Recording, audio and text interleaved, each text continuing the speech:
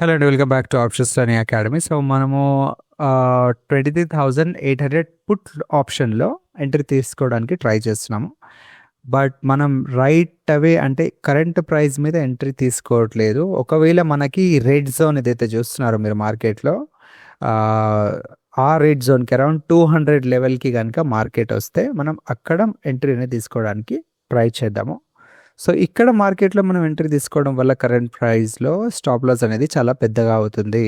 So ఈ zone ఏదైతే మీరు రెడ్ జోన్ చూస్తున్నారో అదొక రీట్రేస్మెంట్ లెవెల్ లాగా మార్క్ చేసాము.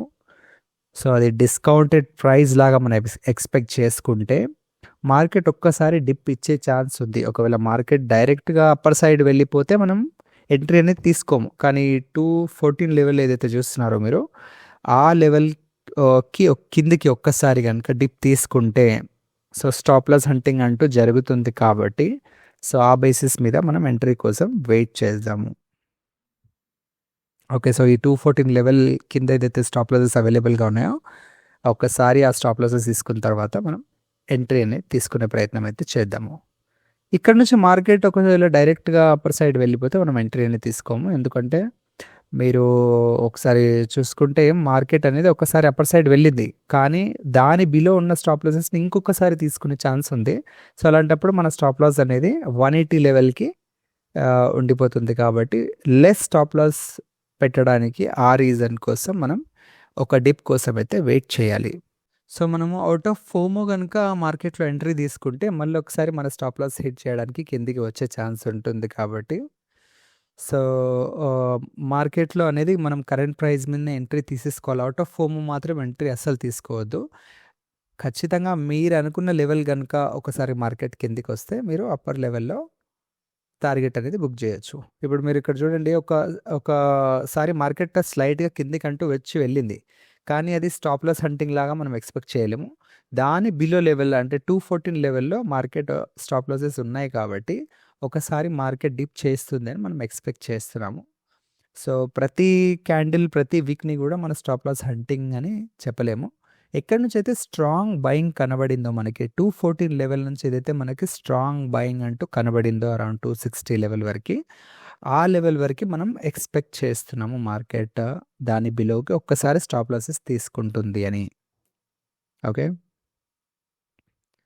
సో మీకు ఈ లైవ్ రికార్డింగ్స్ ఏవైతే ఉన్నాయో మీకు డెఫినెట్గా యూజ్ అవుతుందనే ఉద్దేశంలో కొంచెం మధ్యలో బ్రేక్ వచ్చింది, కానీ మళ్ళీ ఒకసారి నేను 130 క్వాంటిటీతోని మీకు లెర్నింగ్ ఉంటుంది అని మళ్ళీ ఒకసారి సిరీస్ని అయితే కంటిన్యూ చేస్తున్నాను.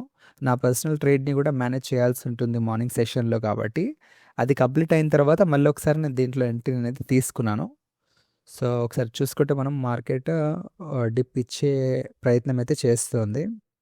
సో చూద్దాం ఒకసారి మార్కెట్ కింది వరకు వెళ్తుందా, లేదు అంటే జస్ట్ ఒక స్టాప్ లాస్ హంటింగ్ చేసుకుంటూ పైకి వెళ్ళడానికి ట్రై చేస్తుందా అనేది మనం ఒకసారి అయితే చూడాలి. చూడండి, జోన్ ఏదైతే ఉందో 214 జోన్ ఏదైతే ఉందో అక్కడ కూడా మార్కెట్ ఒక హ్యామర్ క్యాండిల్ లేదంటే ఒక బులిష్ ఎంగల్ఫింగ్ క్యాండిల్ ఏదైతే స్ట్రాంగ్ బయింగ్ జోన్ అని అనుకుంటాం అలా చేసి ఛాన్స్ అయితే ఉంది, కానీ దాన్ని మనం స్టాప్ లాస్ హంటింగ్ అని అనలేము. సో ఇక్కడ చూడండి, ఒకసారి మార్కెట్ కింది లెవెల్కి కనుక వెళితే నేను ఎంట్రీ అనేది తీసుకుంటాను.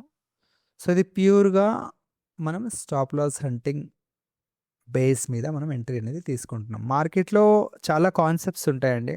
సో ఏదైనా 1-2 కాన్సెప్ట్స్ మీద మీరు కంటిన్యూగా వర్క్ అనేది చేస్తూ ఉంటే అది అలవాటు అంటూ అయిపోతుంది. మీరు 10-20 కాన్సెప్ట్స్ మీద వర్క్ చేస్తూ ఉంటే మీరు all the time right entry అనేది మిస్ అవుతారు. మీకంటూ ఒక రైట్ ఎంట్రీ పాయింట్, ఒక స్ట్రాటజీ అంటూ ఉండాలి ఖచ్చితంగా మార్కెట్లో.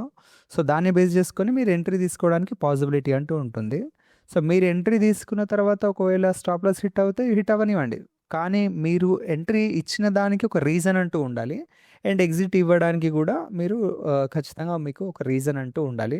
సో ఎక్కడైతే మీ స్టాప్ లాస్ తక్కువ ఉంటుందో మీరు అక్కడ నుంచి మీ స్టాప్ లాస్ని బేస్ చేసుకొని టార్గెట్ కూడా మీకు ఖచ్చితంగా ఫిక్స్ అయిపోతుంది. సో ఇక్కడ నేను ఎంట్రీ తీసుకున్న తర్వాత మీరు ఆల్మోస్ట్ ఆ జోన్ వరకు వచ్చింది మార్కెట్. సో ఇక్కడ నుంచి నేను రివర్సల్ అనేది ఎక్స్పెక్ట్ చేస్తున్నాను. స్టాప్ లాస్ హంటింగ్ కనుక జరిగి ఉంటే మన రెడ్ జోన్ వరకు మార్కెట్ వస్తుంది అని గ్యారంటీ లేదు. కాబట్టి కొంచెం డిస్టెన్స్ ఎక్కువ ఉంది, కాబట్టి నేను ఆ రీజన్ వల్ల ఎంట్రీ తీసుకున్నాను. స్టాప్ లాస్ కూడా మీరు చూసుకుంటే సిస్టంలో ఉంది. సో మనం స్టాప్ లాస్ని కూడా మనం ఎటువంటి చేంజెస్ చేయడానికి లేదు. 20 పాయింట్స్ మనం స్టాప్ లాస్ పెట్టిన తర్వాత ఒకసారి మార్కెట్ అప్పర్ సైడ్ వెళ్తేనే మీరు మళ్ళీ విత్ ఇన్ రేంజ్కి వచ్చింది. మీరు ఏదైతే 214 లెవెల్ ఏదైతే చెప్పానో ఆ విత్ ఇన్ రేంజ్ ఉంది కాబట్టి నేను స్టాప్ లాస్ కాస్ట్ పెట్టాను. సో మనకి ఈ ట్రేడ్లో లాస్ అంటూ ఉండదు. మనం టార్గెట్ బుక్ చేస్తే అరౌండ్ 20 పాయింట్స్ టార్గెట్ అంటూ మనం ఎక్స్పెక్ట్ చేస్తున్నాం మార్కెట్లో. ఒకవేళ మార్కెట్ స్లో డౌన్ అయితే మనం కాస్ట్ ఎగ్జిట్ అవుతాము. లేదు అంటే మనం 20 పాయింట్స్ ఆర్ అరౌండ్ 240 లెవెల్ వరకు మార్కెట్ని మనం అప్పర్ సైడ్లో ఎక్స్పెక్ట్ చేస్తున్నాం. సో మనం మార్కెట్లో మొమెంటం కనుక తగ్గిపోయింది అని అనిపిస్తే, లేదు మార్కెట్లో రివర్సల్ వస్తుంది అని అనిపిస్తే మీరు డెఫినెట్గా ఎగ్జిట్ అనేది తీసుకోవచ్చు. లాస్లో మాత్రం మీరు ఎగ్జిట్ అవ్వడానికి లేదు. సో ఒక్కసారి మీకు 10 ఆర్ 15 పాయింట్స్ అబవ్ కనుక మార్కెట్ వెళ్ళింది అంటే మీరు ఖచ్చితంగా మీ స్టాప్ లాస్ కాస్ట్ పెట్టాల్సిందే. సో ఆ విధంగా మీరు మీ క్యాపిటల్ని అయితే సేవ్ చేసుకోవచ్చు. ఇంకొక ఎంట్రీ దొరికితే తీసుకోవచ్చు. లేదు అంటే మీరు ఆ రోజుకి మీ ట్రేడింగ్ని స్టాప్ చేయొచ్చు. సో నేను స్టాప్ లాస్ని ఇంకొంచెం ట్రయల్ చేస్తున్నాను. సో ఇది మనకి ఎగ్జాక్ట్గా కాస్ట్ పాయింట్ అంటూ నేను మార్కెట్లో ఎగ్జిట్ అయ్యే ఛాన్స్ ఉంటుంది ఒకవేళ మార్కెట్ రివర్సల్ కనుక తీసుకుంటే.